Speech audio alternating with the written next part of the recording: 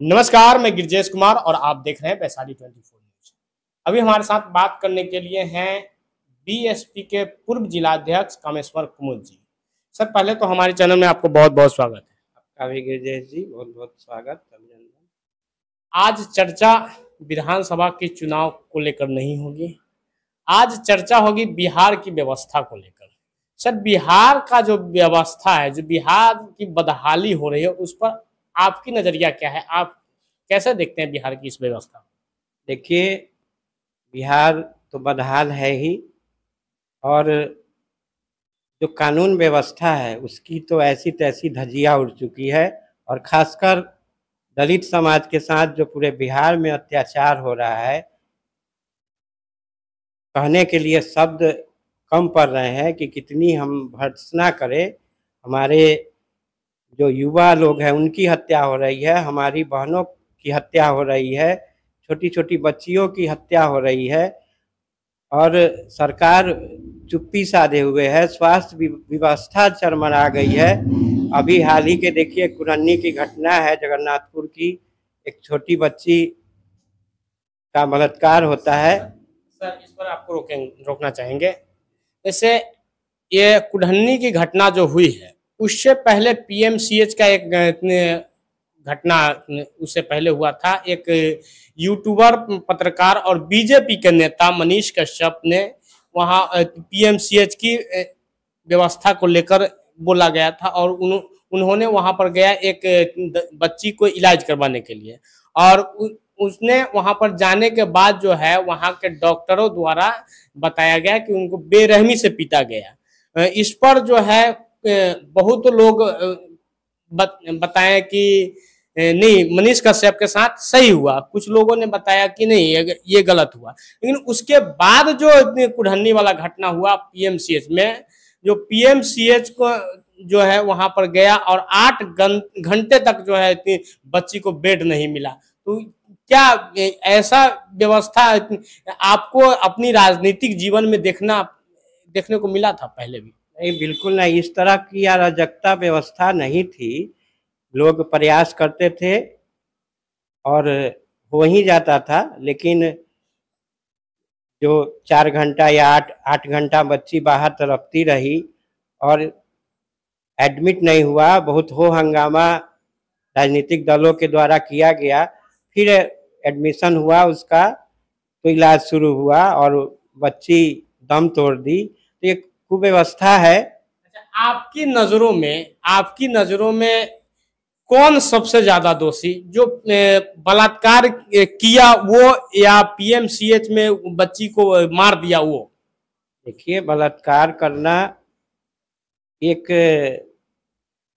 कह नहीं सकते, विभत्स घटना है, नैतिकता का पतन है, और ये मानसिक क्रूरता है, एक सामाजिक कोढ़ कह सकते हैं, बीमारी है। ये तो पूरे देश में, लेकिन इस व्यवस्था को चलाने वाले एक शासन प्रशासन का खौफ होना चाहिए, जो ऐसे लोग करने से डरे। लेकिन शासन प्रशासन का खौफ समाज में नहीं है। वहां जो घटना हुआ कुढ़न्नी में, जो पीड़िता के साथ जो रेप हुआ, उसके बाद जो पीएमसीएच में, अगर पीएमसीएच में सही समय पर इलाज की व्यवस्था होती तो बच्ची आज हमारे बीच होती। तो हमारे कहने का मतलब ये था कि क्या दोषी ये बलात्कार करने वाला है ही, और उससे कम दोषी है इतने क्या पीएमसीएच के लोग हैं? नहीं, दोनों ही दोषी है। अगर बच्ची आज जीवित होती, तत्परता से पीएमसीएच के कर्मी देखते, डॉक्टर देखते, व्यवस्था होती, वो जीवित होती, तो और कौन लोग थे ये खुलासा बच्ची करती और उचित न्याय मिल पाता और हम लोग के बीच होती।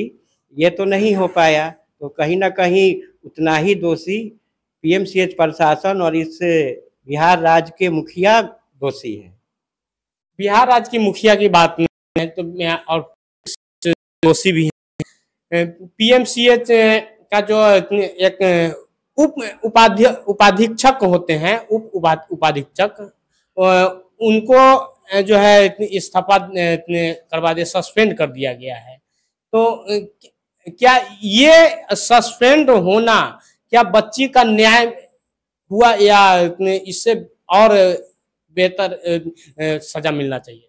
नहीं, उस पे तो जिनके कारण वो बच्ची ने दम तोड़ा है उस पे एफआईआर होना चाहिए, नौकरी से मुअत्तल होना चाहिए, क्योंकि जितना दोषी उधर है उतना ही दोषी ये व्यवस्था को चलाने वाले हैं। तेजस्वी जी का बयान आया था, कल ही तेजस्वी जी का बयान आया था कि वो डॉक्टरों का जो इस्तीफा दिया, मतलब उसको सस्पेंड किया गया है, वो सिर्फ खाना पूर्ति किया गया है, क्योंकि हमने उस डॉक्टरों को जिसको सस्पेंड किया गया है उसको हमने पहले ही निकाल दिया था।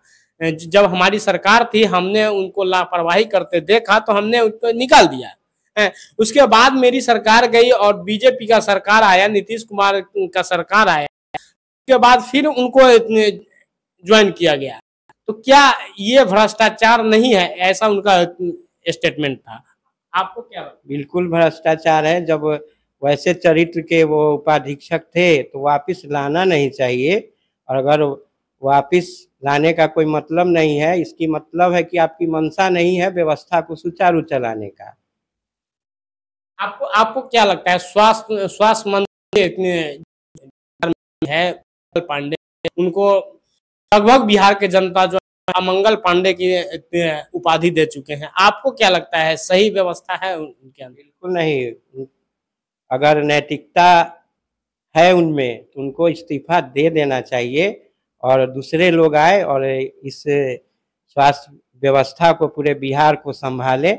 आप कह रहे हैं इस्तीफा देने के लिए, और वो इस्तीफा नहीं देंगे क्योंकि मलाई तो कुर्सी पर ही मिलता है।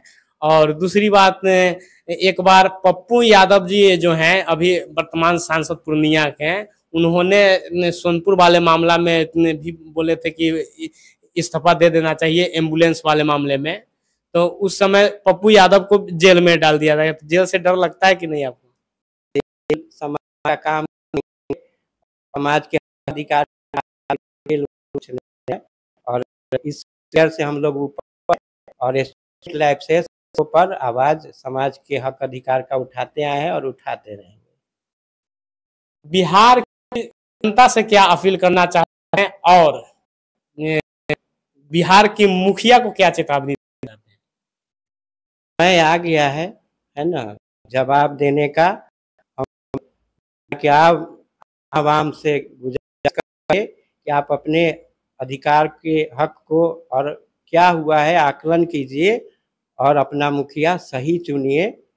और नीतीश जी को, और जो वर्तमान हमारे मुख्यमंत्री जी हैं, वो किस फिर आने लायक है नहीं है ये जनता तय करेगी, और जनता इसका आकलन जरूर करे, हम यही गुजारिश करेंगे।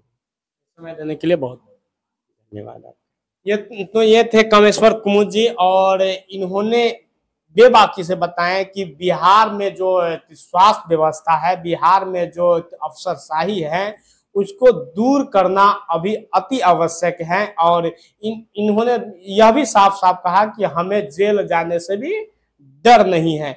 और आप इस कुढ़नी का मामले को लेकर और पीएमसीएच के मामले को लेकर और बिहार में जो स्वास्थ्य व्यवस्था है उसको लेकर आप क्या समझते हैं, क्या कहते हैं, वो हमारे कमेंट बॉक्स में आके कमेंट करें। फिलहाल के लिए दे इजाजत। जय हिंद।